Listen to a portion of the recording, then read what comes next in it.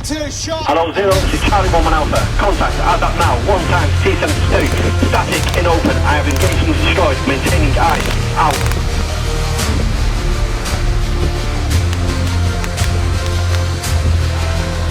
Hello, Zero, this is Charlie 11 Alpha. Sighting enemy dismount in bunker north, large mound. I am observing. Out.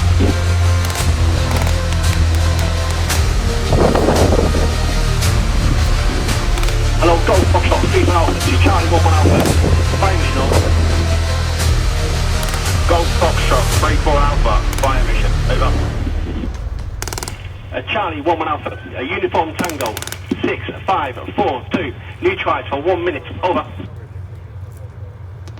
Golf Foxtrot 3-4 Alpha, uniform tango, 6-5-4-2, neutralise for 1 minute, out.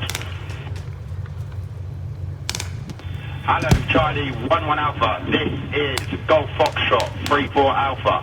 Shot out.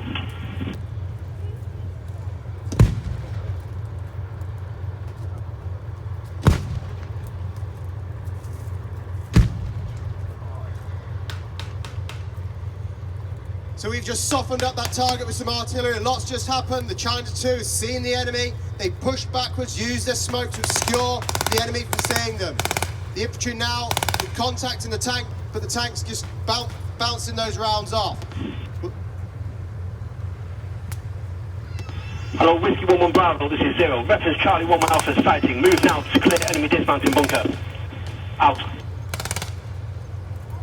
So the Challenger 2 has now called up the infantry call sign, so they're going to push forward in the Warrior, be deployed onto the target.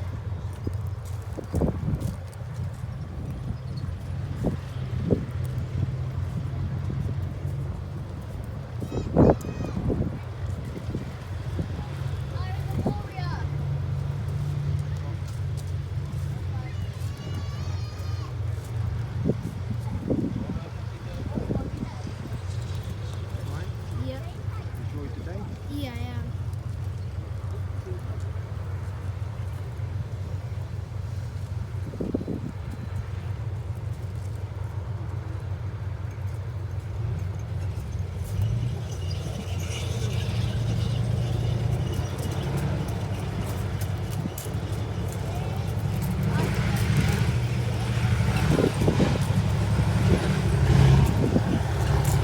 We've got T72 that's moved from behind cover, so the infantry are going to have to deal with this.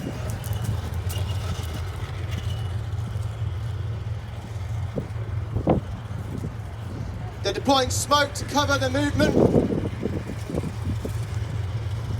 Hello, Zero, this is Whiskey 11 Bravo. Contact T72 and dismount west of Mount. Have deployed anti-tank team to destroy tank. Deploying dismount to clear bunker position. Out.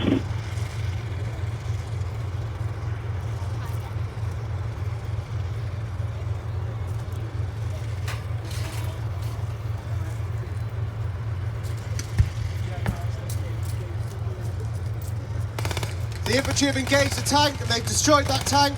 As you can see, he's dropped it down, because that is a one-use weapon. Now the infantry are going to move on to that target.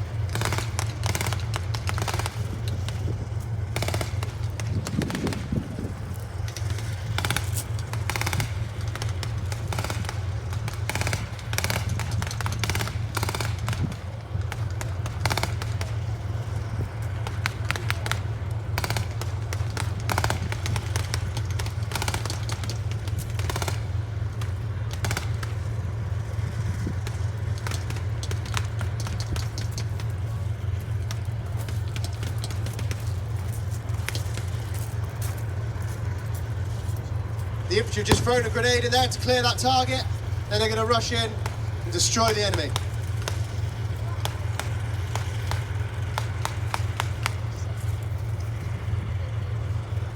Hello, Zero, this is Whiskey 11 Bravo. Position clear. Out. And that's the position clear. And with that, that's the end of this battle, and we have won. So we've got a 5-kilometre stretch of land right in front of us, somewhere foreign. What's going to happen now? We're going to have a little battle scene for you.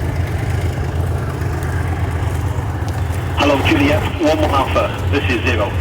Inlet 1 times BRDM, static on junction, west of your position. Move now to confirm, over. Juliet, 1-1 Alpha, moving now. Out. So what's happened there? We've got Ice Star, so we've got a drone in the sky. As we've seen around today, we can use these small drones to get up high, look across the battlefield. So this drone had a look across the battlefield and seen there's an enemy vehicle on this junction, and now it's going to get this the Jackal here to investigate.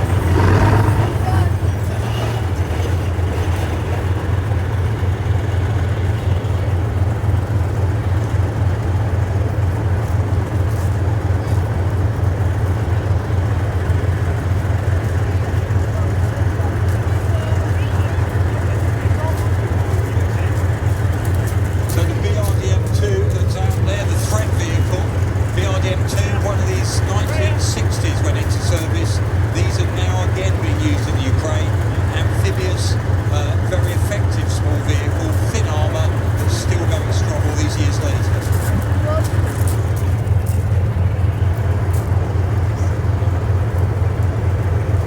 So that Jackal then had just crested that high ground just enough so the commander can get eyes on that vehicle. He's seen something, so he's going to deploy his crew. Looks like they're getting a Javelin out the back. St. Javelin's coming out the back of there. We're going to contact that vehicle.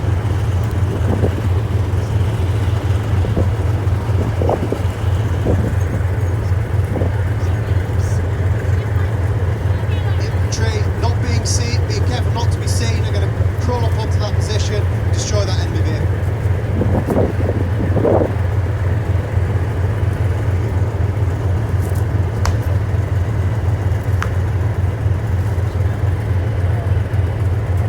Hello, Zero, this is Juliet 1-1 Alpha. 1 times, BRDM engaged and destroyed on junction. I am withdrawing. Out.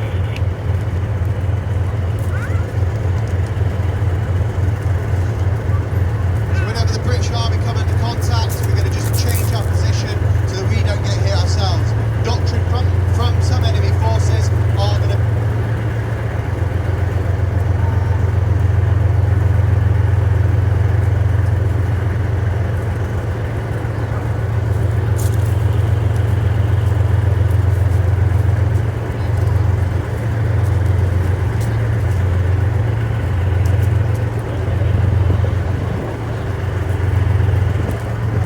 Looks like we've also got some enemy that moved into a position, pole position.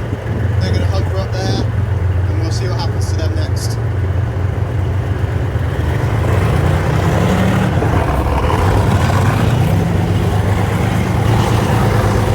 some enemy vehicles that are pushing onto the field. These guys are going to move into position. This is a classic kind of thing that will happen. They're going to move forward and get eyes on, see if there's any more people out there. They're going to be looking for us.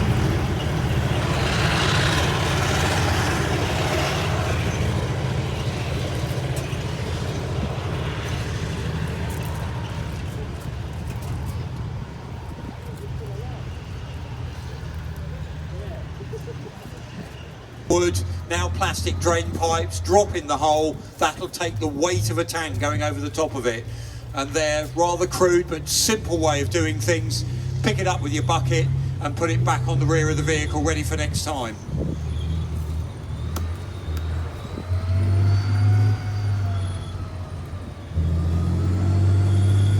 The Trojan there also has a sister vehicle then. This is the bridge layer, the Titan, so we can also bridge gaps, we can bridge rivers. So that's a great, useful tool for the British Army. We have 33 of each variant, so we can use these to get our heavy vehicles where they need to be in the battle. EKA, so they took it, turned it into what it is today.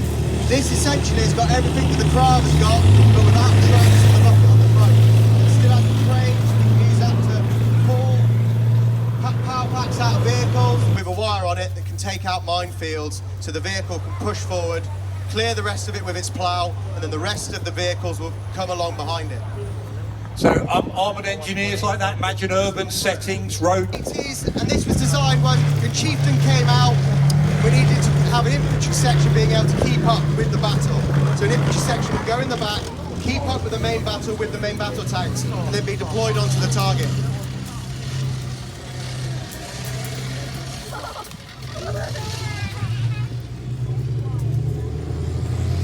So you can see Warrior is a very fast mobile vehicle for delivering the soldiers, not fighting from, even though we call it an infantry fighting vehicle. What's the gun on the Warrior? So on top you've got the 30mm Radin cannon, and it doesn't flip the vehicle over, and it keeps it protected. And these are vehicles that were first designed for Afghanistan, but we've now taken, the phrase you sometimes might hear is UOR, Urgent Operational Requirements. They were vehicles built...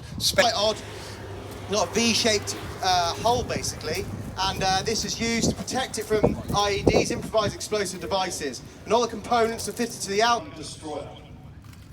And here she comes. This is a British Mark IV tank. This is a replica. We can't drive the originals. They're too fragile. She's quite slow.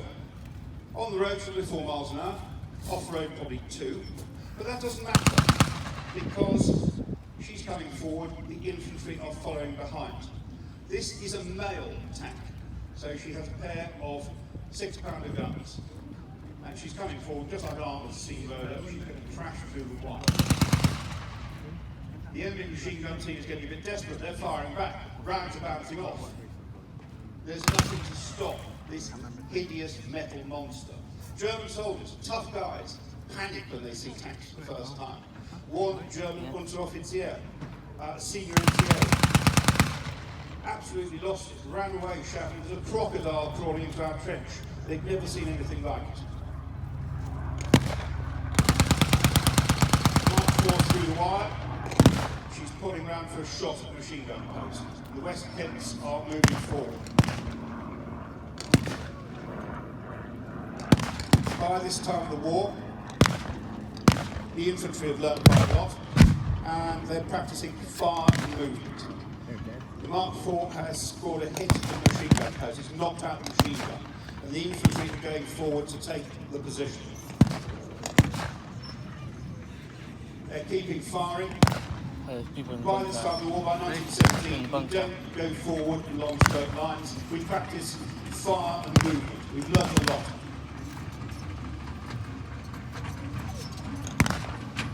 The infantry are pepper potting. You've got 2 half sections going forward, one providing covering fire, the other advancing. And they're moving up to take the enemy front line. It doesn't look like there's much resistance anymore. They're going to move up. They're taking things a bit carefully because you never know what's waiting for you. Putting a few rounds down. The machine gun has certainly been knocked out. Then there's any life in that bunker behind.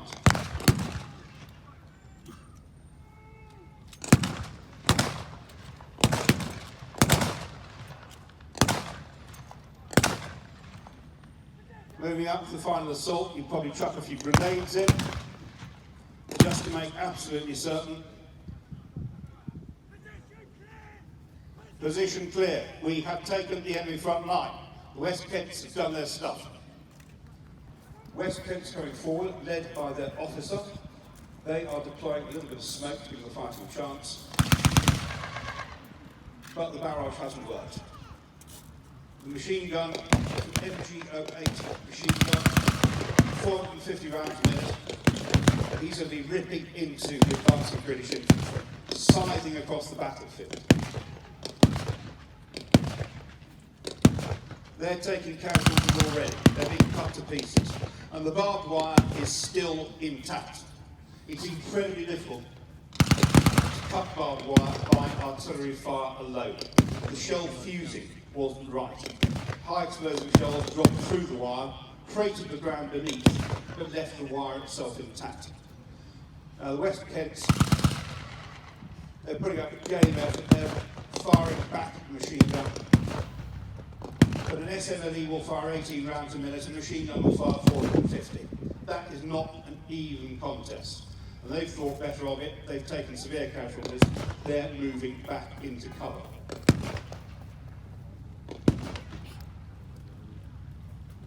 So, that is round 1 to Das Heer, the German army. This is a reenactment, but if you think about the real thing, first day of the Battle of the Somme, 58,000 casualties.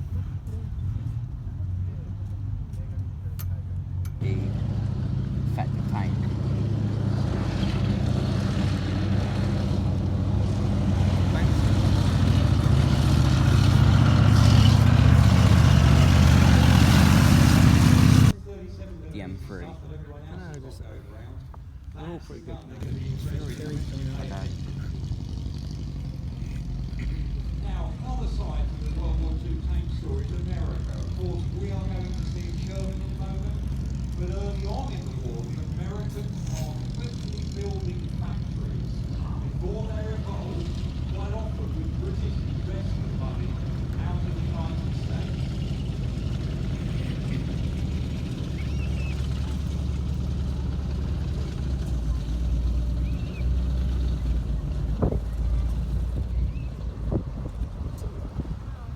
Now, America in the 1930s has been watching what's going on in Europe, has a tiny army at the time.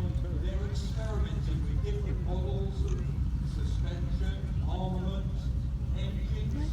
They go to the aircraft industry to find big enough engines with enough power to propel the heaviness of an armored vehicle.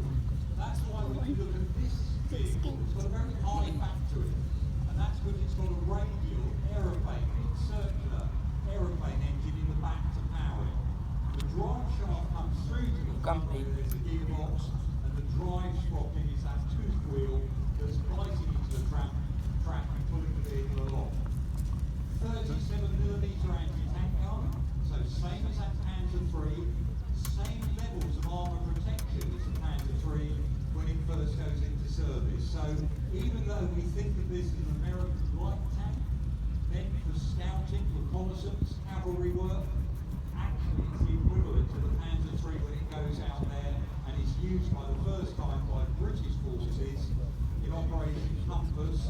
170 of them are rushed out. We use them in the Western Desert in November of 1941. So we're the first. They have internal communications as well, of course, with radios to report back. Some of the French tanks in 1940 are still not fitted with radios.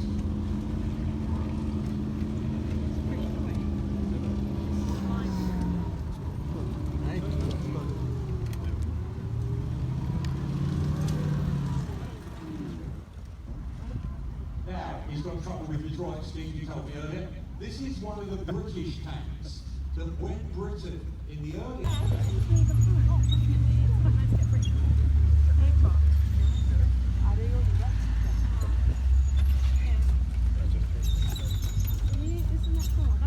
Now, when the Tiger is first actually produced in 1942, it's an aberration. There's nothing like that on the battlefield. The Germans had started a tank program with vehicles such as the Panzer I, the Panzer II, and this one is coming on the Panzer III.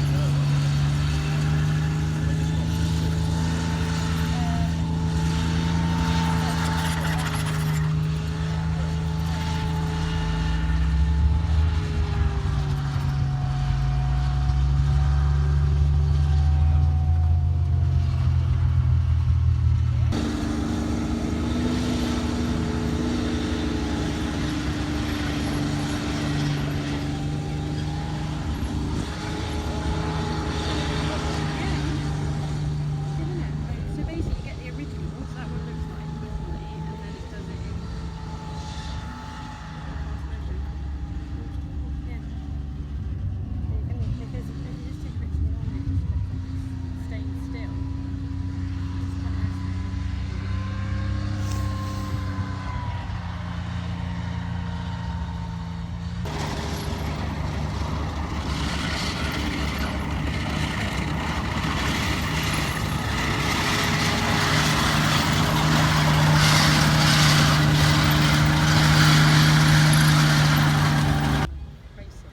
He's going up the mountain. Yeah, because she's not going to take a picture and I said, I'll do some. If you do it faster than anyone else will. Maybe Maybe not.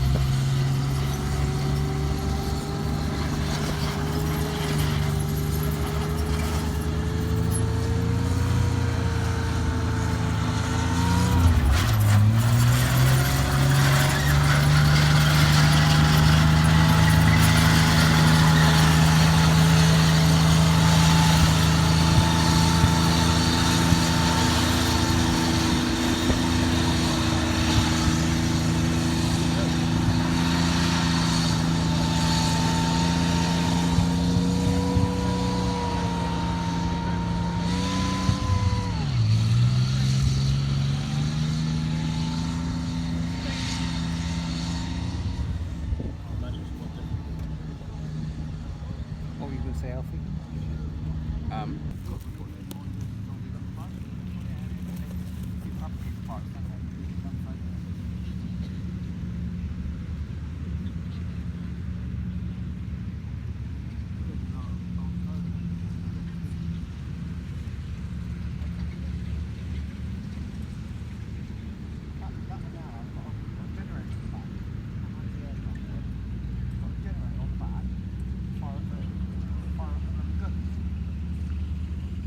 Charlie, won't we?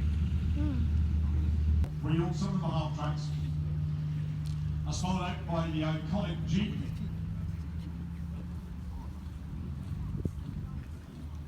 And bringing up the rear, the Daytona Dingo Scout car. So all of these vehicles will have had a very particular role to play supporting the tanks.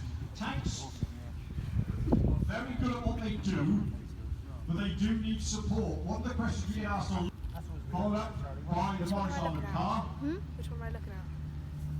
There's two there. M60 half track. You can see what I mean.